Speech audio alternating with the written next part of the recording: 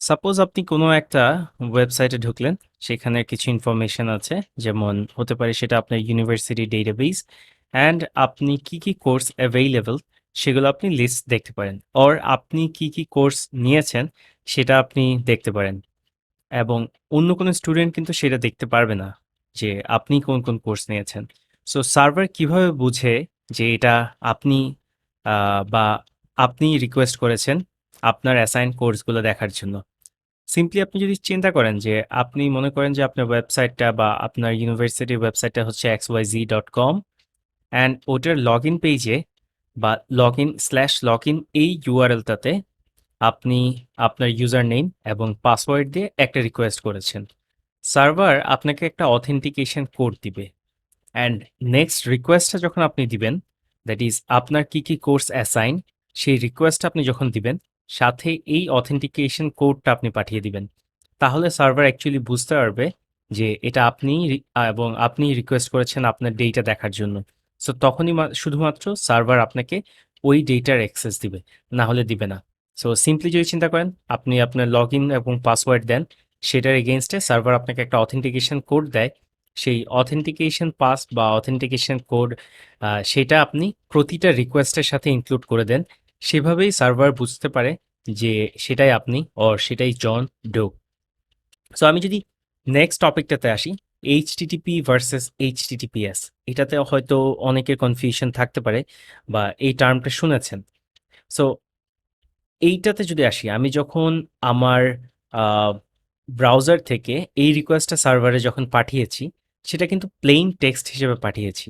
So তার মানে মাঝখানে যদি কোনো মানুষ এই ডেটাকে ইন্টারসেপ্ট করে, সে কিন্তু আপনার ইউজার নেম পাসওয়ার্ড জেনে যাবে। সো এটা একটা বড় সিকিউরিটি ব্রিচ। সো এইচটিটিপি যেটা করে, যে সব কিছুকে প্লেইনভাবে পাঠিয়ে দেয় যখন এইচটিটিপি প্রোটোকল আমরা ইউজ করব। আর এইচটিটিপিএস আপনি দেখতে পারবেন যে আপনার ব্রাউজারের বাইরে আমি আমি দেখাবো জাস্ট।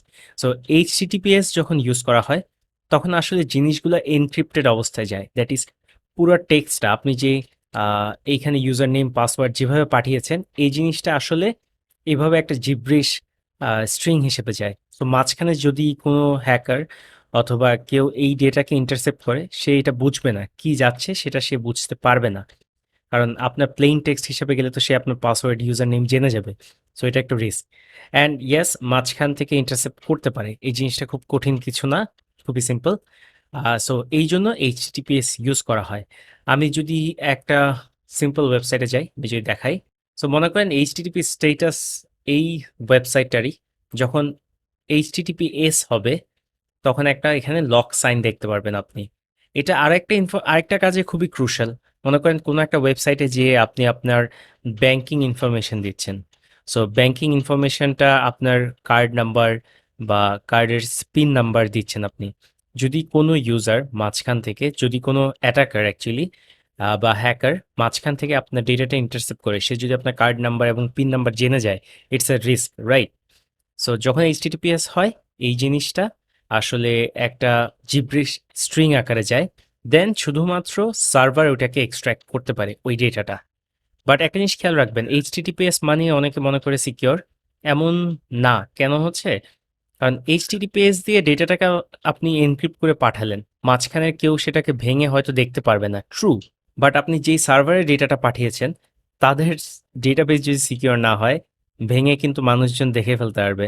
সো এইচটিটিপিএস দিয়ে আসলে যেই ট্রান্সফারটা হয় আপনার ফ্রন্ট এন্ড থেকে সার্ভার পর্যন্ত, সেইটুকু সিকিউরিটি দেয়। বাট তারপরে যে সিকিউরিটি না, দ্যাট ইজ মাঝখানে ট্রান্সপোর্টেশনটা সিকিউরিটি দেয়। আর যদি এইচটিটিপিএস বা এইচটিটিপি নিয়ে আরও ডিটেলস দেখতে চান, বাই দ্য ওয়ে, এইচটিটিপিএস যখন ইউজ করা হয়, সার্টিফিকেট বলে একটা জিনিস আছে।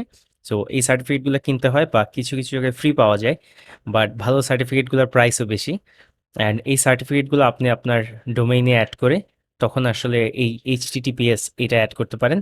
অ্যান্ড যদি আরও ডিটেলস জানতে চান, জাভা পয়েন্টের এইচটিটিপি ভার্সেস এইচটিটিপিএস এই পোস্টটা দেখবেন। আই থিঙ্ক জিনিসগুলো আরও ক্লিয়ার হবে। সো এই ভিডিওটা এই পর্যন্তই। সবাইকে ধন্যবাদ।